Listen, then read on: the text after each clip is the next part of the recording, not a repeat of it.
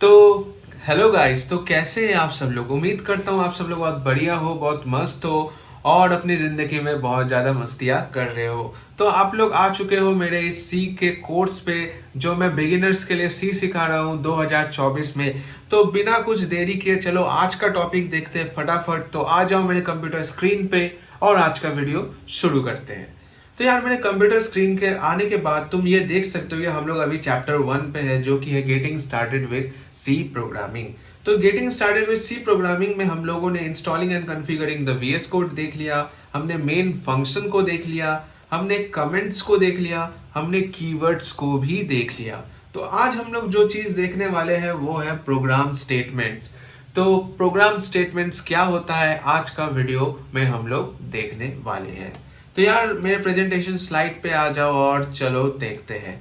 तो यार देखो, प्रोग्राम स्टेटमेंट क्या होता है ये बोलने से पहले मैं मेरा एक पेन ले लेने वाला हूँ और मेरा पेन का कलर मुझे ये चाहिए। ओके।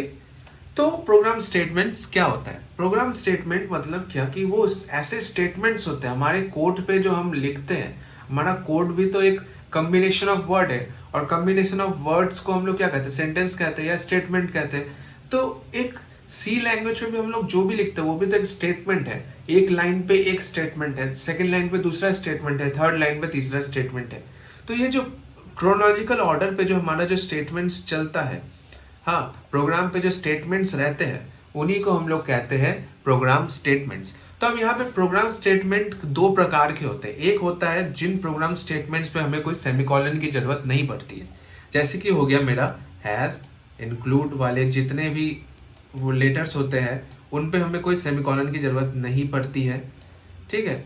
या जो कर्ली ब्रेसेस हम लोग लगाते हैं उन ब्रेसेस पे भी हमें कोई, जहाँ पे मेरा लॉजिक स्टार्ट होता है या एंड होता है वहाँ पे भी हमें कोई टर्मिनेटर की ज़रूरत नहीं पड़ती है, जो कि है हमारा सेमीकोलन। ठीक है। तो ये जो स्टेटमेंट टर्मिनेटर सेमीकोलन होता है ये उन स्टेटमेंट्स पे इस्तेमाल किया जाता है जिन स्टेटमेंट्स को हम लोग वर्क करते हैं, जिन स्टेटमेंट्स में हम लोग काम करते हैं, जिन स्टेटमेंट्स में हम लोग कोई काम कुछ वर्क करते हैं उन स्टेटमेंट्स को हम लोग टर्मिनेट करते हैं। और बाकी स्टेटमेंट्स को हम लोग टर्मिनेट इसीलिए नहीं करते क्योंकि वो पहले से ही एग्जीक्यूटेबल है, उनको हम लोग खुद से एग्जीक्यूट नहीं कर सकते। वो अपने आप सी के कंपाइलर पे ही वो एग्जीक्यूट होगा, वो पहले से ही डिफाइंड है। तो उन पे उनको हम लोग छेड़ नहीं सकते, इसीलिए हम लोग उन पे कोई टर्मिनेटर नहीं लगाते। तो यार इसको तुमको और अच्छे से समझाने के लिए मैं मेरे वीएस कोड पे लेके आऊँगा और तुम लोगों को समझाऊंगा। तो यार हमने पिछले कुछ वीडियोस पे ये हेलो वर्ल्ड प्रिंट करना सीखा था, हेलो वर्ल्ड प्रिंट करना हम लोगों ने देखा था। तो हम लोग इसी प्रोग्राम पे आ जाते हैं। ये जो आप देख सकते हो, ये जो हैज इंक्लूड stdio.h है, ये क्या है, ये एक प्री प्रोसेसर डायरेक्टिव है जो कि इंक्लूड कर दे रहा है मेरा stdio.h को मेरे फाइल पे, जो मैंने आपको पहले से बताया था। और इसका इस्तेमाल हम लोग क्यों करते हैं, ताकि हम लोग प्रिंट एफ स्कैनफ फंक्शन का इस्तेमाल कर सके। ठीक है। अभी उतना दूर भी नहीं जाना है, अभी खाली इतना समझ लो ये इंक्लूड जहां पे लिखा हुआ है और उसके बाद जो भी फाइल नेम लिखा हुआ है इसका काम है उसको इंक्लूड कर देना। तो ये क्या हो रहा है, ये पहले से ही एग्जीक्यूट हो रहा है, मुझे खुद से मैं कुछ एग्जीक्यूट नहीं कर रहा हूँ। तो इसीलिए मैं इस पर कोई टर्मिनेटर नहीं लगा रहा हूँ, जो कि है मेरा सेमीकोलन। उसके बाद जो मेरा मेन फंक्शन हो गया, मेन फंक्शन का क्या काम है। मेन फंक्शन का हम कुछ काम नहीं कर सकते, हम लोग मेन फंक्शन के अंदर में कुछ डिफाइन कर सकते, कुछ काम करवा सकते, लेकिन हम इस इंट मेन को तो हम लोग चेंज नहीं कर सकते, इस मेन को तो हम लोग एग्जीक्यूट नहीं कर सकते। इसलिए इस पर भी कोई टर्मिनेटर नहीं है। हमारा कोड जहाँ से स्टार्ट होता है या जहाँ पे एंड होता है यहाँ पे भी हमारा कोई कंट्रोल नहीं है, ये भी सी अपने आप कंट्रोल करता है। तो इस पे भी हम लोग कोई टर्मिनेटर नहीं लगा सकते। तो हमारा कंट्रोल कहाँ पे है, हमारा कंट्रोल है उसके अंदर के लाइंस पे। जैसे मैंने ये stdio.h को इंक्लूड कर लिया तो मुझे मिल गया ताकत printf फंक्शन को इस्तेमाल करने का। तो जब मेरे पास printf फंक्शन को इस्तेमाल करने का पावर आया तो मैं उसके अंदर कुछ भी प्रिंट करा सकता हूँ। जैसे मैंने यहाँ पे हेलो वर्ल्ड प्रिंट करवाया है, तो इससे क्या हुआ कि मैं इसके अंदर में जो भी करवा रहा हूँ वो मेरा अपना है, मैं काम करवा रहा हूँ उससे। तो इसीलिए मुझे इसको टर्मिनेट करना पड़ेगा, मुझे इसे खुद से ख़त्म करना पड़ेगा, क्योंकि सी को इसके बारे में कुछ नहीं पता है, सी को इसके बारे में कोई जानकारी है ही नहीं।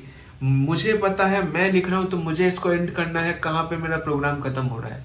तो इसीलिए इस पे मुझे स्टेटमेंट टर्मिनेटर लगाने की ज़रूरत है। उसी तरह से जो रिटर्न जीरो है, मैं रिटर्न कब करूंगा ये सी को नहीं पता है, मैं कहीं पे भी रिटर्न कर सकता हूँ, मैं चाहे 5वें लाइन पे करूँ चाहे मैं 5000वें लाइन पे रिटर्न करूँ।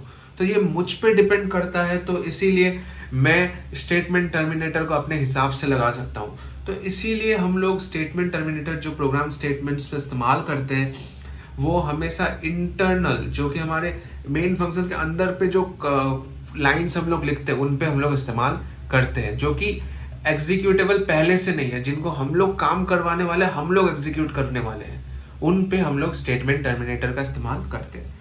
तो हो गई बहुत बात हमने कर ली प्रोग्राम स्टेटमेंट के बारे में। तो अब मैं इसी कोड पे तुमको एक चीज़ दिखाने वाला हूँ। ये जो देख रहे हो तुम, हेलो वर्ल्ड, ठीक है, ये तो सिंपल है, ये हमें समझ में आ गया कि ये एक वर्ड हमने लिखा है। इसके बाद ये बैक स्लैश क्या है, ठीक है, ये बैक स्लैश क्या है, ये बैक स्लैश का काम क्या है, ये एन का काम क्या है। ये जो बैक स्लैश और जो एन है इसको हम लोग अभी आपको एक्सप्लेन करेंगे, ठीक है। ये जो बैक स्लैश जो आप देख रहे हो, हाँ, जो बैक स्लैश आप देख पा रहे हो, मैं मेरे स्लाइड पे हूँ, तो इस बैक स्लैश का को जब भी आप लगाओगे अपने स्टेटमेंट पे, जैसे आपने देखा उस हेलो वर्ल्ड के प्रोग्राम पे, उसके बाद अगर आपने एक एन लगा दिया यहाँ पे, तो ये बन जाएगा एक एस्केप सीक्वेंस, ठीक है। ये एस्केप सीक्वेंस का काम क्या होता है, ये फॉर्मेट करता है हमारे प्रोग्राम को अच्छे से। मैंने आपको शायद थोड़ा बहुत हिंट दिया था जब मैंने मेन फंक्शन का शायद प्रोग्राम को आपको जब समझाया था, तब मैंने इसका थोड़ा सा हिंट दिया था।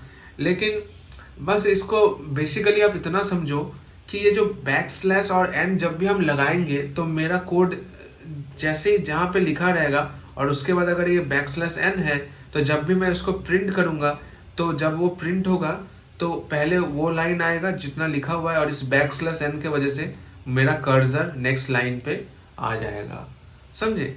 तो ये बैक स्लैश एन का यही काम है कि ये न्यू लाइन को ऐड करता है उस पर्टिकुलर वर्ड को एग्जीक्यूट करने के बाद। मतलब आपने जैसे हेलो वर्ल्ड को पहले वो प्रिंट करेगा, उसके बाद वो बैक स्लैश एन को जैसे ही टच करेगा तो वो नेक्स्ट लाइन पे आ जाएगा मेरा कर्सर, ठीक है। इतना ही काम है। तो अब आगे देखते हैं और हम लोग कुछ कॉमन एस्केप सीक्वेंस को देखने वाले हैं। ये जो पिक्चर है, ये पिक्चर मुझे मिला है C program for absolute beginners से, और आप लोगों को भी मैं रिकमेंड करता हूँ अगर आप लोग इस बुक को कभी पढ़ सको। ये बुक बहुत अच्छी बुक है, बिगिनर्स के लिए बहुत अच्छी बुक है, और मैं उम्मीद करता हूँ अगर आप लोगों ने, बहुत कोई हो सकता है आप लोग इस बुक के बारे में जानते हो, या बहुत कोई हो सकता है जो नहीं जानता है, लेकिन मैं कहूँगा अगर आप मेयर बिगिनर हो, आपको कुछ नहीं आता है प्रोग्रामिंग के बारे में, तो आपके लिए बहुत बढ़िया बुक है, ठीक है। तो मेरे पास ये बुक का PDF है, एंड मैंने यहीं से ये टेबल को लाया है, और अब मैं इस पे बात करने वाला हूँ। ये जो एस्केप सीक्वेंस होता है, ठीक है, मेरा पेन बहुत ज़्यादा लाइट हो गया है, ठीक है, कोई बात नहीं। एस्केप सीक्वेंस जो होता है वो बहुत सारे टाइप के होते हैं, और उसका पर्पस क्या होता है ये हम लोग देखेंगे, और आज हम लोग सिर्फ देखेंगे, इसको प्रैक्टिकली इम्प्लीमेंट हम लोग आने वाले कुछ वीडियोस पे करेंगे। तो हमारा बैक स्लैश एन का हमने काम देख लिया, जो कि नया लाइन को प्रिंट करता है। ये जो बैक स्लैश टी होता है, आपने टैब का नाम सुना ही होगा कि हम लोग जब भी कीवर्ड पे टैब दबाते तो मेरा कर्सर एक certain point of word line को छोड़ करके फिर प्रिंट होता है, फिर कर्सर वहाँ पे चले जाता है। अगर आप कभी डॉक पे ट्राई करना, आप टैब दबा करके टैब दबाने की कोशिश करना, आप देखना आपका कर्सर कुछ कदम आगे बढ़ेगा। उसको हम लोग मेनली लेटर फॉर्मेट्स करने के लिए या अच्छे से दिखाने के लिए अपने लेटर को, इसके लिए हम लोग टैब का इस्तेमाल करते हैं। उसके बाद आगे हमारा आर जो करता है वो क्या करता है, मेरा जो कर्सर है उसको करंट लाइन के स्टार्टिंग पे लेके आ जाता है, ठीक है। मेरा करंट लाइन जो भी है उसके सामने लेकर के कर्सर को आ जाता है। अगर हमको बैक स्लैश, अब एक बात आपने देखा कि हमने बैक स्लैश डाला तो क्या होगा, प्रोग्राम उसको नहीं समझ पाएगा, प्रोग्राम उसको बैक स्लैश को एरर ट्रीट करेगा, क्योंकि बैक स्लैश को हम लोग एस्केप सीक्वेंस के लिए इस्तेमाल करते हैं।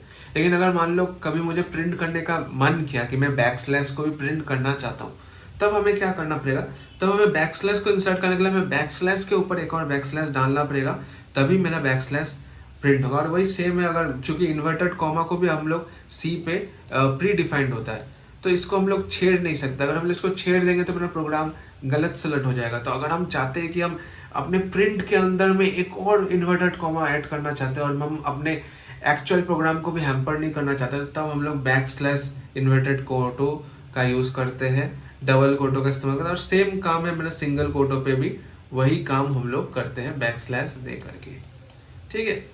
तो उम्मीद करता हूँ आज का वीडियो आपके लिए हेल्पफुल रहा होगा, और मुझे लगता है आप लोगों को वीडियो अच्छा लगा। तो तो आज का वीडियो मैं बस यही तक रखूँगा, छोटा वीडियो था और इसको ज़्यादा लेंदी करके कोई फ़ायदा है नहीं। नोट्स आपको मिल जाएंगे, नोट्स आपको डाउनलोड कर लेना है। एंड मिलते हैं फिर नेक्स्ट वीडियो पे, तब तक के लिए शुक्रिया, थैंक यू, धन्यवाद। रुक जाओ राधा, यदि कृष्ण की ओर तुमने एक कदम भी और बढ़ाया, रुक जाओ, तो तुम संसार में आजीवन अपवित्र कहलाओगी। अब किस दिशा